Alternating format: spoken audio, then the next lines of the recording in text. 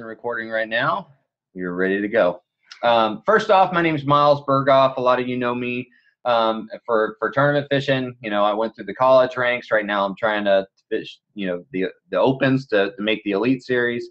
But many of you may know me from Sweetwater TV. It's the new show that came out last year. We're in our second season right now, and it's shown on NBC Sports, Sportsman's, and then later on Sun Sports. So that's a little bit about me. I came from Florida originally, but moved to California. And when I wanted to go to school, I figured that Florida would be a really good place because it was such a unique area. The lakes in that location, you know, everybody, all the tournament anglers are just like, man, Florida kills me. That's the only state that I really just don't get it. So that's why I moved down there. And I learned very quickly that it's all about heavy cover. And we're not only going to be talking about vegetation, we're going to be talking a little bit about hard cover as well and how it relates to springtime fishing. Okay, so we'll move on here. And again, for those of you that just joined, this software is really interactive. You can ask me questions in the Q&A section there. Ask me any questions. If it's pertaining to the information that I'm talking about right here and then, go ahead and ask me the question, and I'm going to try to answer it as long as I see that there was a question asked, and then I'll. But if it's not, you know, pertinent to what we're talking about, just go ahead and wait to the end. We're going to go ahead and do a Q&A, formal Q&A, and so yeah. And this presentation is presented by Navionics. Navionics facilitates all these webinars. It's not going to all be about webinar or Navionics. It's you know, it's not a infomercial. Okay, so let's get right into it. Why flip in the spring? There's so many different techniques that you can use. So why flip? What is the attraction to flipping versus, you know, other techniques? You know, suspending jerkbaits or whatever you want to fish. First off, I'm very, very big on staying true to your strengths. And my strengths are fishing shallow, reading cover, and catching fish in really, really heavy cover. So that's why I stick with that. And if you're kind of like me, then you know, this webinar is perfect for you. And if you're not, it's still perfect for you because you get to kind of learn some new things. But essentially, during the spring, you know, you got different phases of the spring, which it revolves around the spawn. You got the pre-spawn, spawn, and the post-spawn. And all throughout those different phases, the bass are going to utilize cover for their migrations. Okay, they're going to be using isolated pieces of cover or large expanses of cover to conceal themselves, to relax. You know, it's a very stressful time, and they utilize this cover in this migration. Now, the spring is also very stressful for fish. Fish really, you know, they're going through a lot during the spawn, so they like to relax in cover. They don't like to be out roaming around too much, except for when they're looking for spawning beds. So they like to kind of relax. They like to, you know, prop themselves up next to a big clump of reeds underneath the mat and just kind of relax. Same thing with the weather fronts. Weather fronts are another stressful factor for these fish. These fish are being bombarded daily by cold fronts. You know, a lot of wind, a lot of cold wind, and a lot of rain, all kinds of different stuff going on. So those key pieces of cover are like safe havens for them. They're like our homes, their homes. And so they use them, you know, to get out of the weather. And one key part of that is that you got to remember that during this time of year, a lot of the time, and pretty much the majority of the time, these fish have very small strike zones. The strike zone is, you know, essentially the area that the fish is willing to move to attack a bait. And, you know, during the pre-spawn, when they're in that heavy cover, you know, the big females are waiting to move on top of the beds. They don't want to dart out of that cover to eat something. You need to pitch it right on top of them. Now, and during the spawn, no different. I mean, those the beds that they fan out, that's a strike zone. If you throw something outside of the bed, they're not going to hit it. But if you throw it right in the sweet spot, they're going to eat it. Hopefully. I don't like bed fishing all that much, but it doesn't always work out that way. But on the good days, it does. And then finally, there's some less pressured fish than the bedding fish. You know, when people are going and fishing for fish that are on the beds, that's a great opportunity for you to pull out of those areas where they're on the beds and focus on, you know, the fish that are tucked into the cover really close to where those beds are, because fish aren't going to spawn all at the same time. So keep that in mind.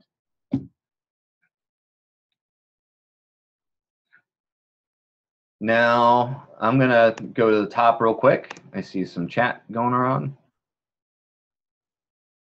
Okay, so I got a really good question. This is I've got a question from Chuck. We've got when you mention spring, are you specifically talking about water temps or months of the year? How do you define spring? Spring is essentially it's kind of a change of events, a change of weather patterns. Okay, it's all relative to a certain year. Every year is different. This year we had a very long, warm spring, which, you know, the fish were spawning down here in Florida since October all the way through, you know, the new year. And the reason for that is that it was really warm. It was really stable. So that was kind of their spring. Now that we got some cold fronts, we're kind of delayed again, and we're going to have another round of spawning move in. So it's all relative. And I know that's kind of a frustrating answer, because you want to know, you know, exactly what the water temps are. And generally it's between 55 degrees is pre-spawn, and then spawn is around 62 to 68, depending on which part of the country you're in, what species you're fishing for. And then the post-spawn happens somewhere after that, you know, 72, 73 degrees, depending on how warm it or how fast it warms up. So just keep in mind that it's all about the relative weather patterns for that year. So if you have an extremely cold year and, you know, those fish aren't spawning, they're kind of stalled out in a winter pattern, then all of a sudden you get a week of just crazy warm weather. That's going to be your rushed spring. It's just going to happen real quick. So don't define it as far as set months or set temperatures, because it's all relative to what's going on right at that moment. So that's my answer to that one. All right, so understanding bass movements. This is kind of a textbook, you know, a definition for pre-spawn, spawn, and post-spawn. Essentially, pre-spawn is where the males are starting to make their way up to the bedding areas. You know, they're starting to roam. The water's starting to warm a little bit. You've had a couple of warmer days, not quite crazy, you know, hot temperatures, not bringing it up to spawning temperatures yet, but they're starting to move up. They're kind of active. The big females are starting to move up, and they're starting to get a little bit more active too. They're feeding up before the spawn.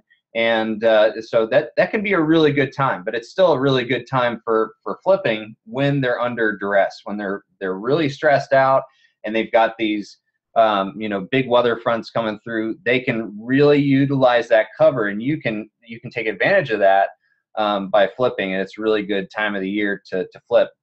Case in point, Florida. Every year somebody kills it down here, you know, punching mats. Down in Okeechobee, that's where all the tours start their year. At least the FLW tour has for years, and you know, that's a really good example. Spawn fish are up on the beds. You know, that there's the largest wave of fish on the beds, but there's still not all the fish on the beds. A lot of them are still going to be in pre-spawn, and some of them are even going to be in post-spawn, depending on how quickly that wave moves up. So, you know, the spawn is still a really good time to flip. It's actually one of my favorites, because a lot of guys will be focusing on the beds, and I'm either out fishing the real thick cover close to the beds, or I'm finding dirtier water that you can't see fish in, and flipping around the cover that the fish are spawning around, because bass will spawn around cover almost, you know, exclusively if it's available.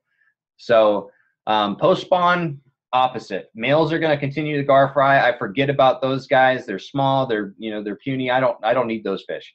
I'm focused on the females. The females are stressed out. They want to relax. They are tired of the whole process. They're going back out to that cover that is really close to those spawning areas, the spawning pockets, the spawning bays. They're going to move out to that cover. So the post spawn can be a really, really good time.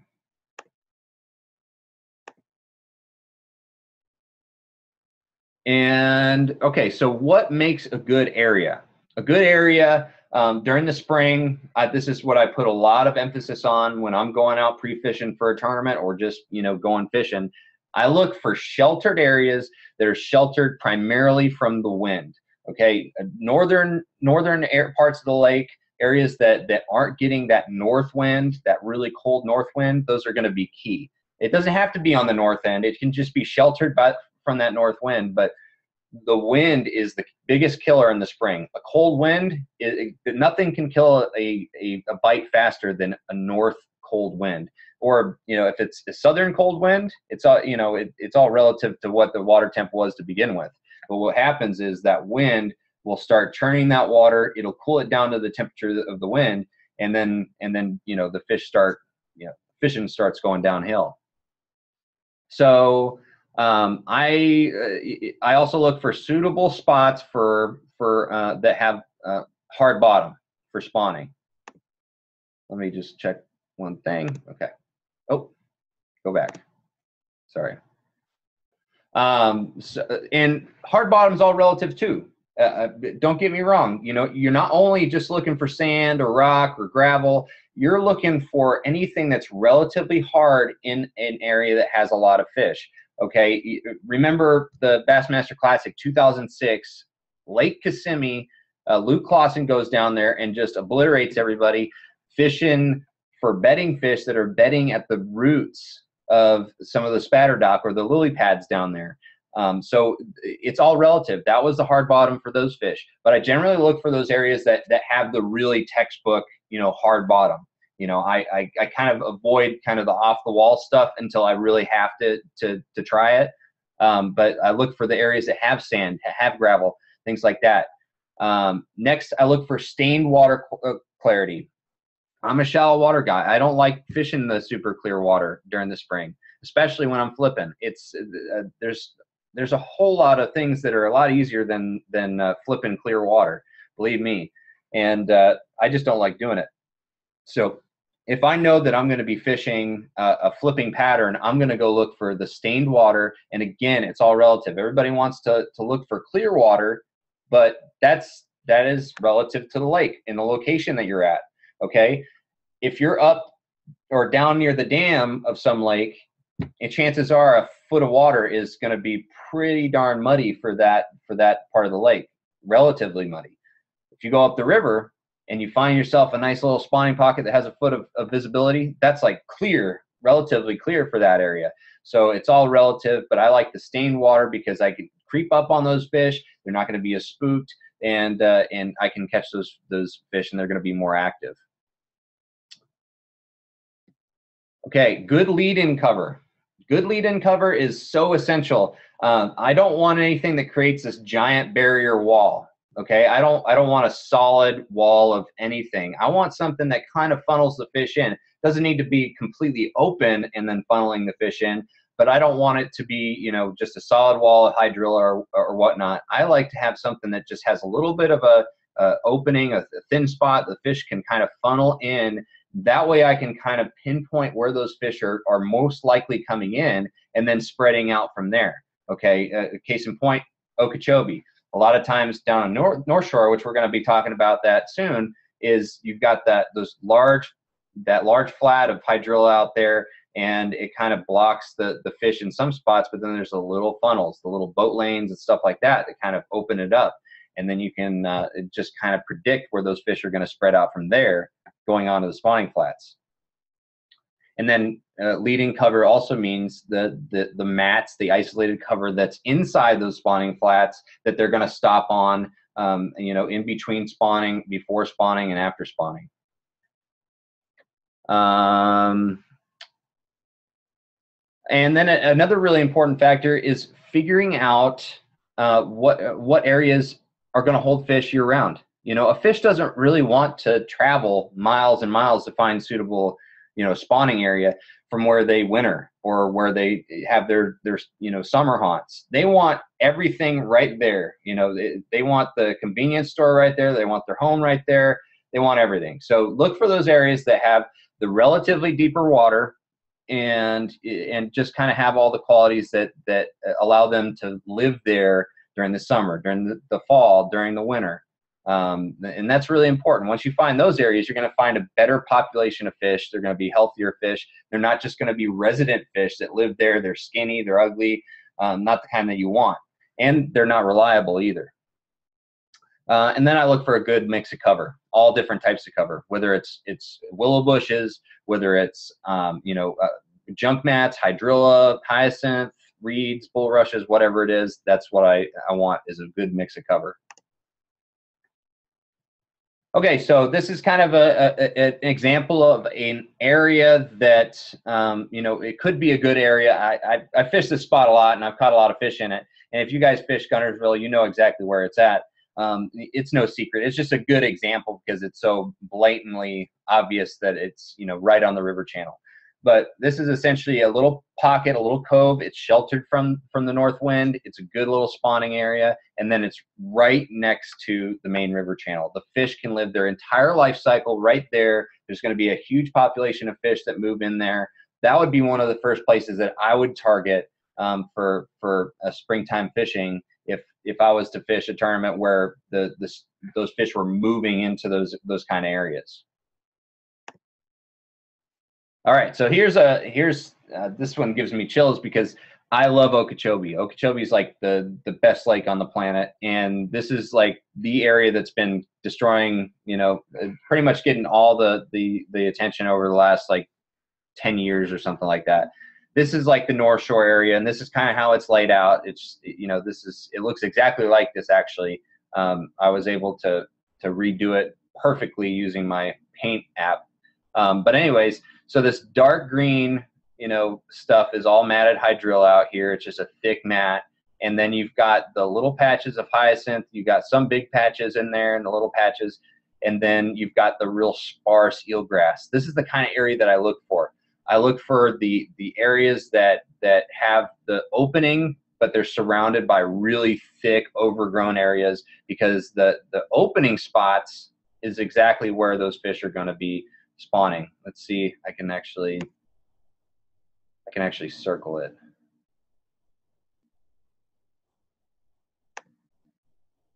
Oh my gosh, it's too confusing. So this area is like the spawning area. So think of this, the fish are going to kind of move in this way right here.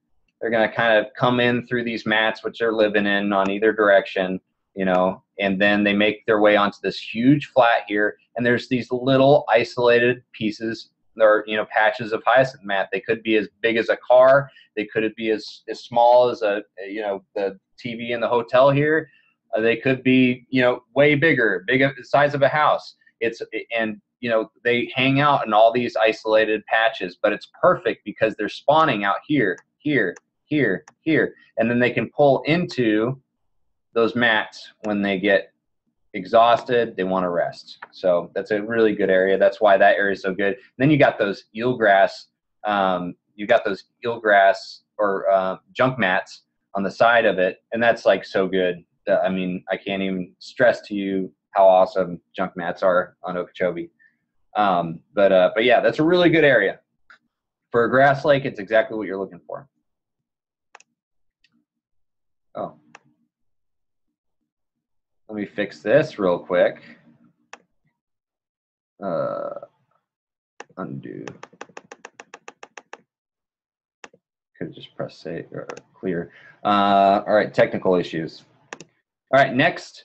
All right, so this is a concept that I really want to hammer home with you guys, because it's something that I've really come to believe in, and it's kind of obvious, but once you put an emphasis on it, I think it'll help you out. Look for the areas, the isolated pieces of cover where vertical cover meets horizontal cover. And what I mean by that is vertical cover is any type of cover that's growing straight out of the ground, whether it's, willow bushes or reeds or bulrushes, whatever that is. It could be hydrilla, even though hydrilla isn't my very favorite during the spawn, but that could be vertical cover too. Horizontal cover is anything floating on the surface, anything that creates that ceiling. Okay, so when you have reeds mixed with hyacinth or junk mats, perfect situation, especially during the spring. Those big females love to rub up against the reed stalks. They like to rub up against the bushes, any of that to loosen the eggs.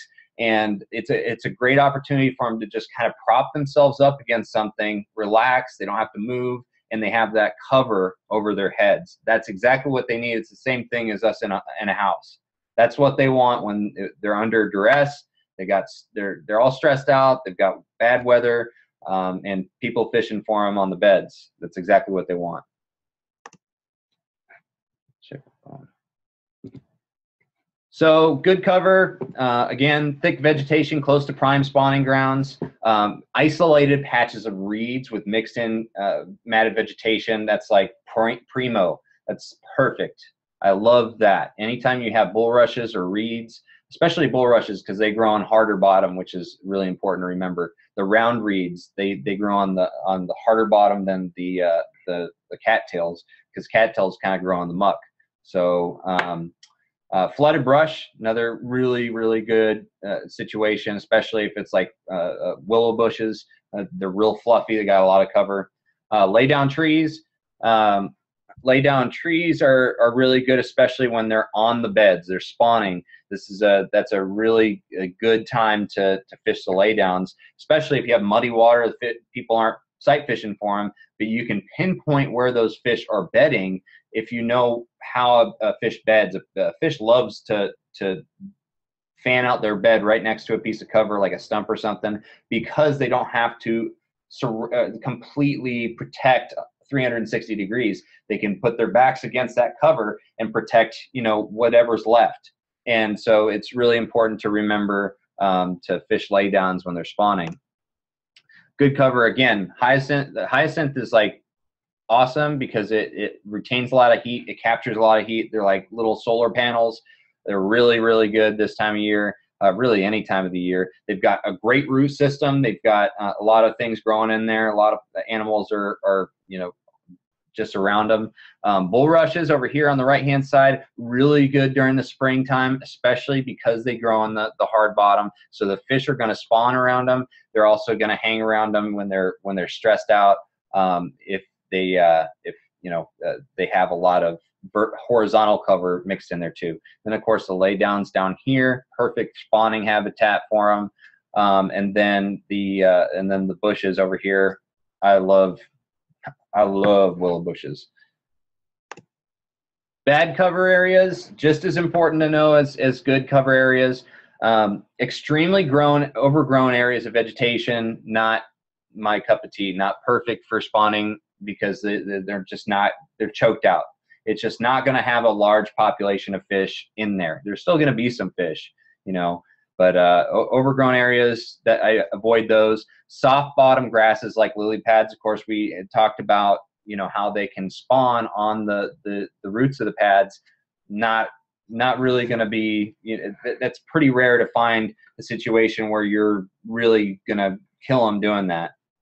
But so I try to avoid pads to begin with. I just don't like pads much, believe it or not.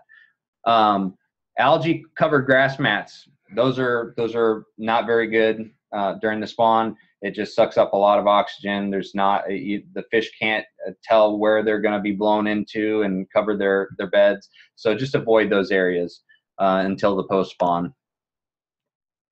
Favorite type of cover, kind of went over this. I don't know why I have 2 slides, but anyways, hyacinth mats, junk mats. Junk mats are essentially all different types of stuff on Okeechobee and some of the Florida lakes.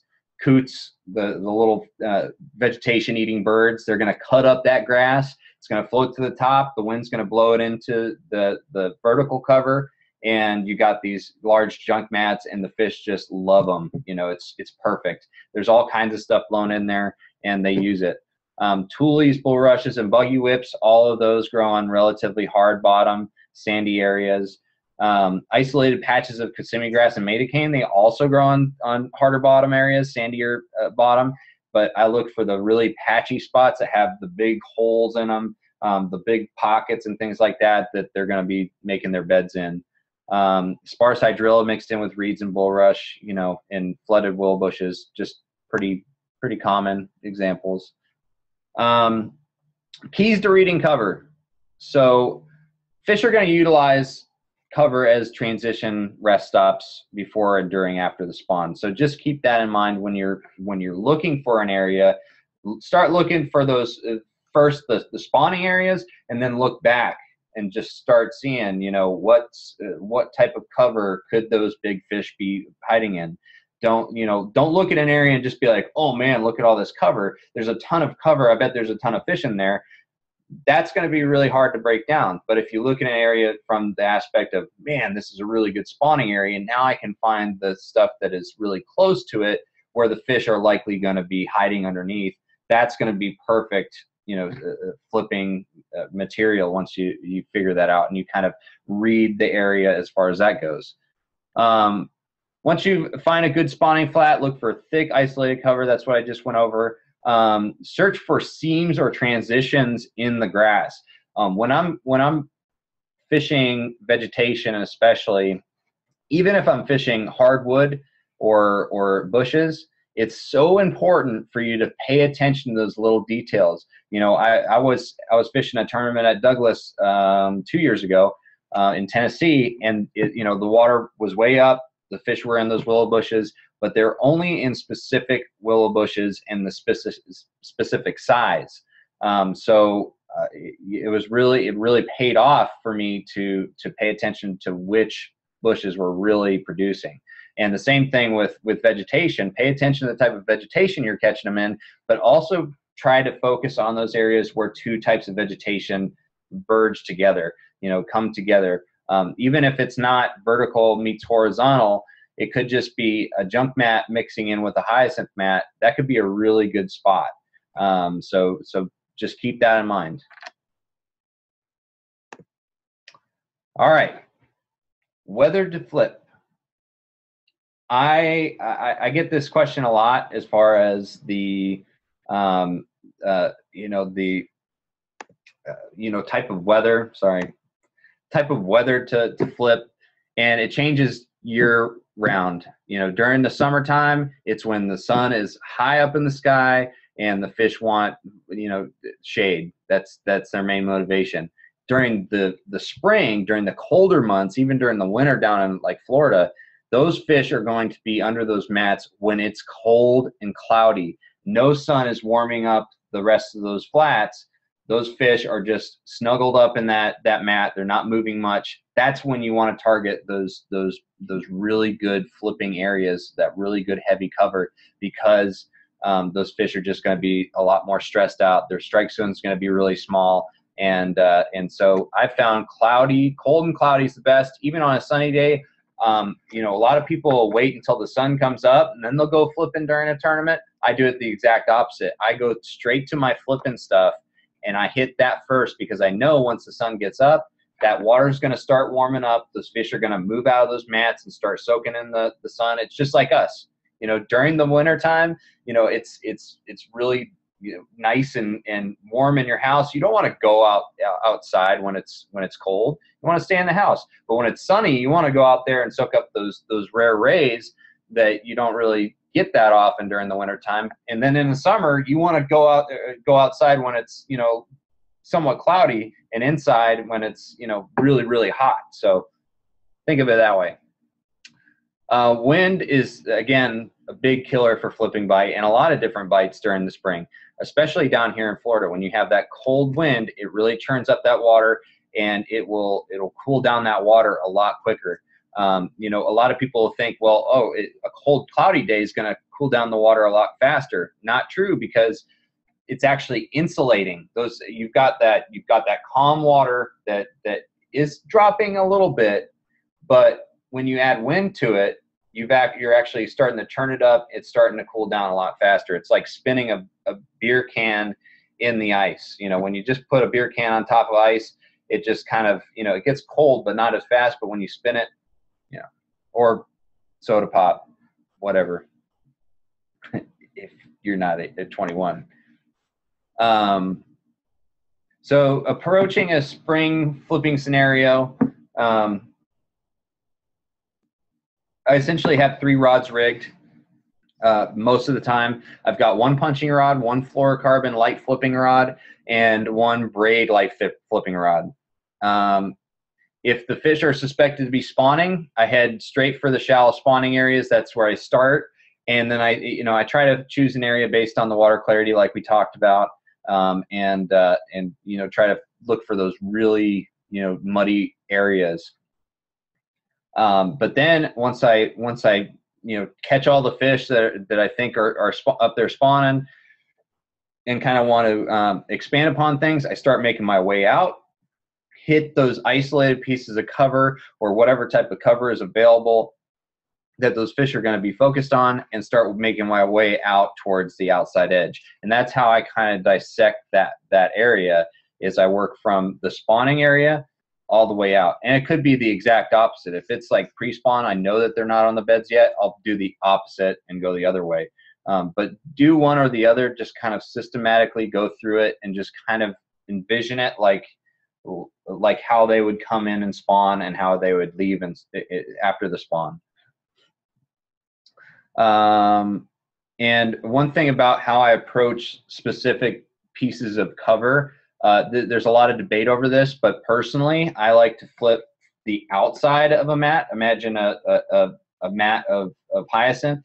I like to flip the outside and then work my way in. And the reason behind that is that if I catch a fish, pitching straight to the center of it for the first pitch, then I feel like all those fish that could have been on the outside edge got spooked. So I like to fish from the outside, which, I mean, they still might spook the fish on the inside, but I feel like I could be able to catch 1 extra fish by doing that. And yeah, a lot of times the biggest fish are going to be on the best piece of or the thickest part of the mat. But I'm a tournament guy. I like to catch numbers too. So as far as the punching tackle that I use a 7.5 to 8 foot heavy power rod with either a fast or moderate fast action.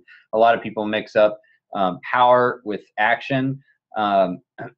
And essentially with the punching tackle, I actually like to have that moderate action tip that it's almost like a swim bait rod, because it has this parabolic bend to it.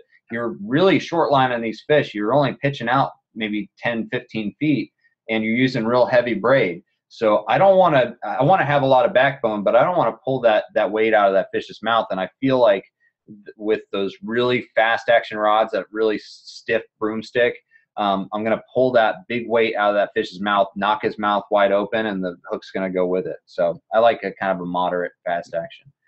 I use 65-pound vicious braid. This is the God honest truth. Love that braid. The braid, their braid is just outstanding. Haven't had any problems with it, and they just came out with a new formula that has better color, because I'm really big on coloring my braided line, making sure that it's as dark as possible underneath those mats, because it's all shade under there, and a real light green sticks out like dental floss. So I like to have it real dark, but good line. I use a 4/0 or 5/0 EWG Eagle Claw laser sharp hook, or a Trocar TK130, which is their straight shank flipping hook. I'm actually transitioning away from straight shank hooks nowadays, because I had no problem getting fish to the boat before straight shank hooks, and I find that I have a better hooking percentage with the EWG and a better landing percentage than I do with the straight shank. But that's still in the kind of the test phase. But either of those work really, really well. Just make sure that it's a real heavy gauge wire, and you're not going to straighten that out on some big fish. As far as the baits go, don't get super crazy with these.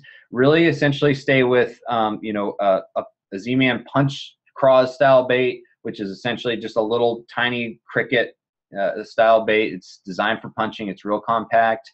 The Turbo Cross is another one. You can see the picture on the right hand side. That one has a lot of action to it. When the fish are a little bit more active, they need a little bit more coaxing. That thing flapping in their face is perfect. Or the Palmetto Bugs, which is a beaver style bait. That one's really good as well.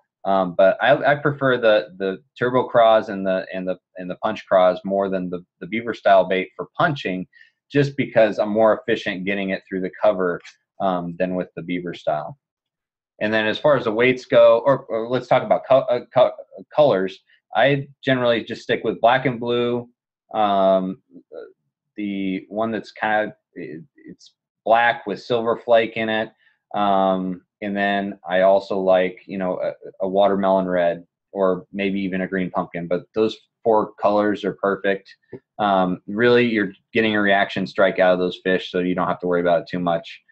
3/4 ounce to 2 ounce tungsten weight, depending on the cover. Try to go as light as possible, because the heavier the weight, the bigger the weight, and the bigger the weight, the more that fish's mouth is going to have to open up for when you set the hook, and that hopefully the hook buries into the top of their mouth. But when you pull up, set the hook on a fish that ate a big weight, his mouth is going to open up just that much wider, and your hook stands a chance of following through, and you miss those fish. So just keep that in mind. 1 1.25 ounce tungsten weight, perfect. Punch skirts are optional. I get this question a lot. The punch skirts are great. I use them if I'm on a lake that is known for its jig fishing. Then I am most definitely gonna try the punch skirt first off. But if it isn't known for its jig fishing, but the fish are really just not in an eating mood, and they're not hitting on the initial fall, you actually have to coax them, then that's a situation where I use a punch skirt, because it adds that little bit of undulation. Even when it's just sitting there, it's still moving a little bit. So if the bite's really tough and you have to kind of soak that bait in that heavy cover, go ahead and put a punch skirt on it. I think you'll actually do pretty well with that. Light flipping gear. This is, you know, for you guys that have flooded bushes and lay downs and just you're fishing reeds and stuff like that.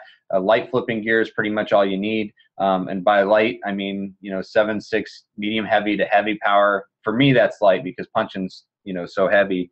But I like the fast action. I really like that really quick responsive rod for regular flipping. That's what we'll call it, regular flipping. So this is I like to use 20 to 25 pound test Vicious Pro Elite fluorocarbon when I'm fishing hard cover, such as bushes, laydowns, anything that's wood. Fluorocarbon is a much better choice than braid, because braid will actually cut into that hard cover, and it's going to create a lot of problems for you. So the fluorocarbon is really good, and I haven't had any issues since I started using the Pro Elite, and I really love it. It's not the best on spinning rods as far as having memory. I use it on all my spinning rods as a leader, because I use braid, but in general, it's really good. And for that one, I stick with the EWG 4/0 or 5/0. I can hook a fish in the cheekbone and get that fish in the boat every single time, versus a straight shank that hooks it in the top of the mouth, which sometimes it's not in there very good. So I really do like the EWG if I'm just light flipping. And again, the palmetto bugs or flapping craws, those are my 2 favorite styles. So a beaver style bait, and then a flapping craw style bait. I like the flapping craw style bait when it's a little bit warmer, maybe the post spawn. And then the palmetto bugs pretty much the rest of the time, because bluegill is a really big food for bass during the spawning period, during the spring. So and those just have that kind of wide bluegill profile that kind of glides. Not that it looks exactly like it, but it looks enough like it for those fish to be like, oh, that might be a bluegill. And then I use 3/16 ounce to 3/4 ounce tungsten weights, obviously pegged for both the flipping and the punching. All right, so this is one thing I have to mention, because it's one of my big pet peeves. I'm kind of you know, anal when it comes to bass fishing. Some things, you know, flipping especially, but try to be like a hunter. I don't understand why people go out there and are just, you know, constantly acting like a bull in a china shop when they're fishing heavy cover. I know it's tough to get through that stuff, and you got to make a you know, some amount of noise. But the argument is, well, I still catch fish and I still make a lot of noise. Okay, well, I can catch more fish by being quieter. You know, you are essentially a hunter out on the water. That's all you are. We're hunting. And so avoid casting a shadow over whatever you're trying to flip. That's a big one that not a lot of people think of. So try not to keep the back or the sun at your back, casting a shadow over the cover you're fishing. That's really important. That's like, I mean, a big no-no. The fish know you're there if you cast a shadow. And be aware of the noise that you're making in the boat. When I'm fishing a tournament and I'm flipping, I tell my co-angler, you know, hey, listen, I know that we're going to be making some noise today, but go ahead and please just don't be slamming anything down on the bottom of the boat, closing the hatches, and I promise I'll do the same. We'll catch more fish that way. So be careful with the noise that you're making. Use the right trolling motor prop. Okay, I use the new Motor Guide X5. Great trolling motor, by the way. It's awesome. And the one thing that I hear from people about Motor Guide is that they don't go through grass all that well compared to Minn Kota. Not true at all. The problem is that all of their motors except for the new X5 come with a 3-bladed prop. 3-bladed prop is excellent for thrust and maximum power, but it is awful, I mean plain awful in grass. Okay, it's not good in grass because it just doesn't sweep the grass away. It's, I mean, they advertise it as being decent in grass, and I mean it can make it through the day. But if you really care about, you know, make it being quiet and catching more fish and heavy cover, get a 2-bladed prop like the Safari 2-bladed prop, which sweeps that grass away from it, and it'll go through the grass a lot better. You're not going to go as fast. You're not going to have as much thrust, but you're going to make it through the grass a lot easier. And so I recommend, you know, changing the props. If you have a Minn Kota, you already have the 2-bladed prop. They have a really good prop on their motors, and those work really good. But if you have the new X5, then you've already got the 2-bladed prop. Use a constant low speed, the lowest speed that you possibly can while going through the cover. Try to maneuver around the you know, the cover that you're fishing. Don't just barrel right through it.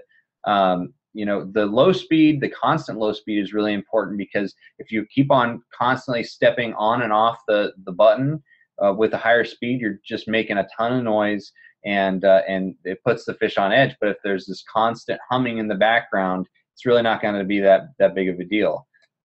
So you know, just keep that in mind.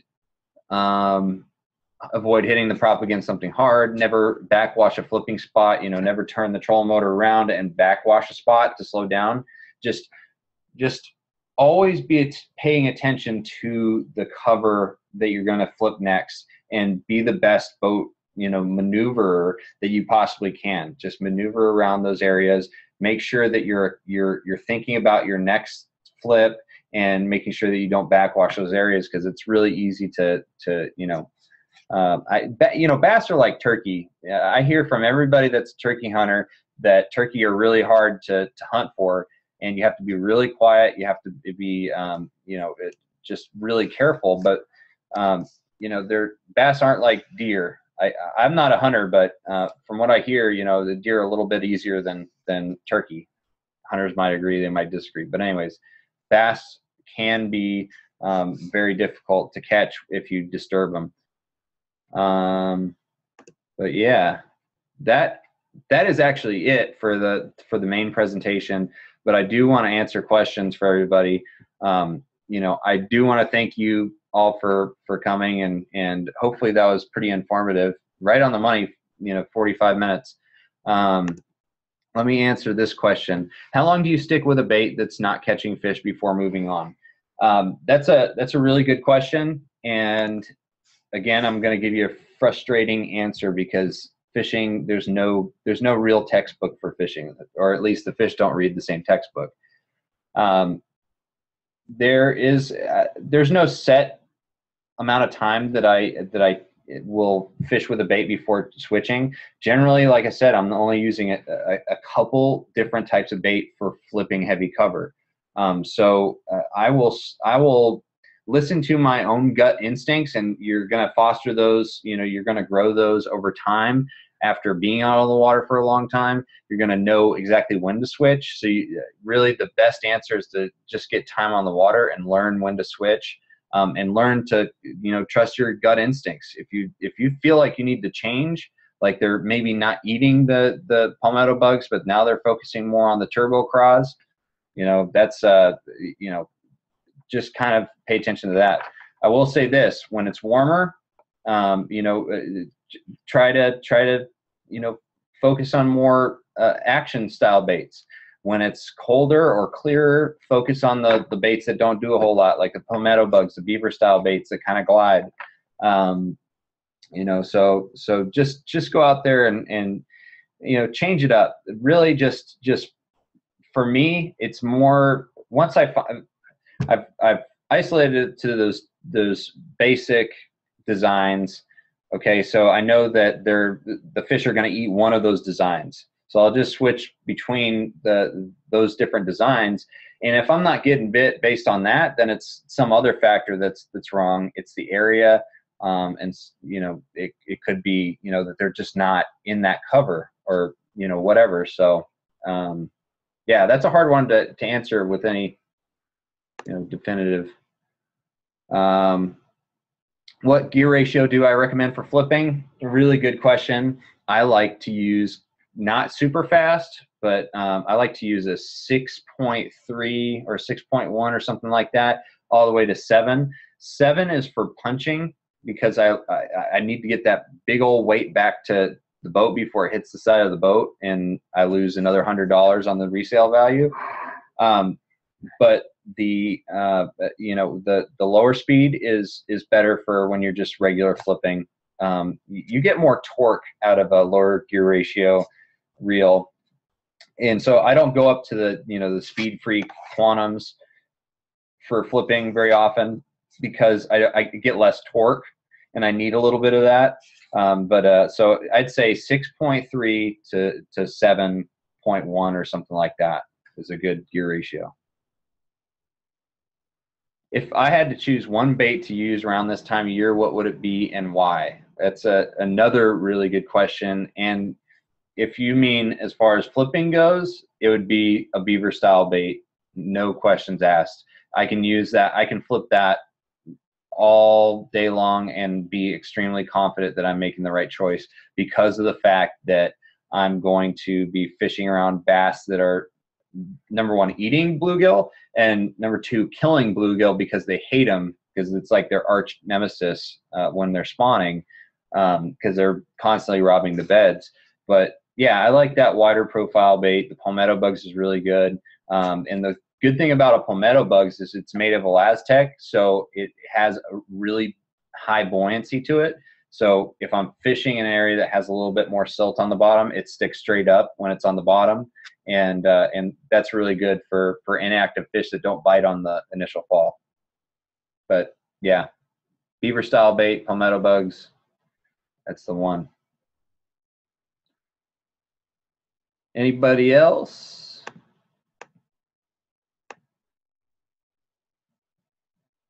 Well, I'm going to stay on here for a minute, but so here's another question. Any tips on how I can improve my flipping? Absolutely. Do what we all started out doing, and just get yourself a good flipping stick, a 7.5 foot heavy action rod, the reel that we just talked about, and then get out there and in your yard, take a coffee can and just flip right into it. Now, as far as the technique, keep in mind, flipping historically is that technique where you're taking line out. Oh shoot! You're taking line from the reel and you're flipping it like this, like pendulum style.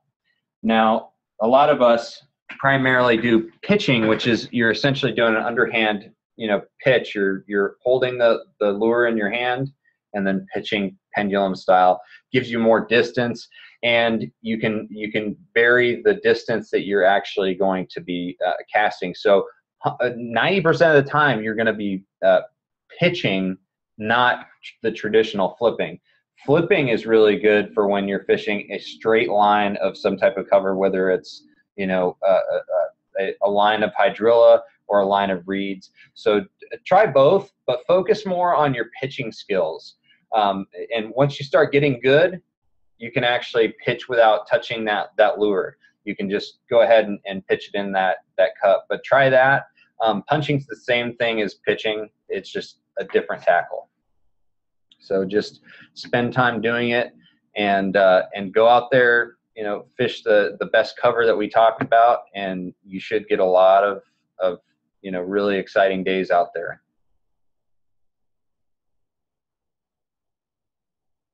Another question I have is how many times do I do these, or how often do I do these webinars? I'm going to be doing them for the next few months. I think my next 2 webinars are going to be in March.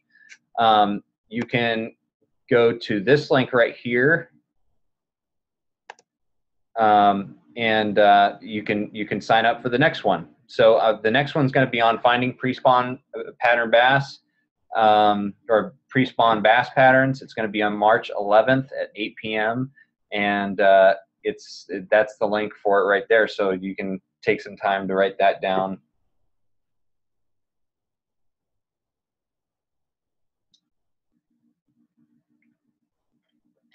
And then, of course, you know, you can also follow me on my Facebook page. I have my personal Facebook page, and then I have my business page that I just opened, and that one's under Miles, quote unquote, Sonar Burghoff. And then I've got Instagram, Sonar at Sonar Fishing, and then I have Miles Burghoff under Twitter, and then you can find me on YouTube too under Sonar Fishing. And then yeah, you can follow me on those platforms, and then you can also see me on Sweetwater too. So if you haven't seen the show, go to the Sweetwater Facebook page, Sweetwater Fishing TV, or you can go to sweetwaterfishingtv.com and watch all the episodes that have already aired. Yeah, just keep in touch with me there, and you'll see the webinars as they come. So thank you guys so much. I really appreciate. Oh, I've got another question. On your Guntersville example, the cove you showed, since Gville is almost entirely grass and milfoil, what would you suggest to flip on this time of lake in the spring? During the spring on Guntersville, I look for the ugliest stuff imaginable in the backs of these pockets. There's something that I call gator grass. I don't know what they call it up there really, but it's just this viney, you know, clump, and it can be in really shallow water, but fish hang around it. Fish reeds. There is some milfoil that time of year in those pockets. So fish that stuff. But as far as flipping goes, I fish the laydowns, I fish the reeds, and I fish that ugly gator grass. And those are the main things that I flip.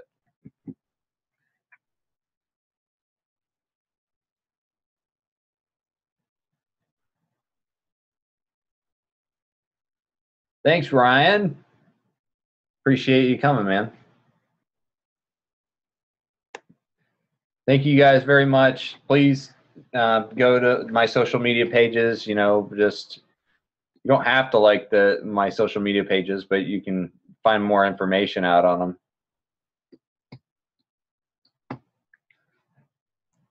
And I'll stay on here for a little bit longer, see if there's any more questions.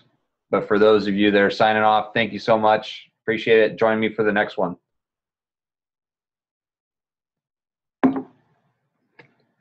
Oh, by the way, sonarfishing.com. It's my website. There's too many websites I need to answer or throw out there.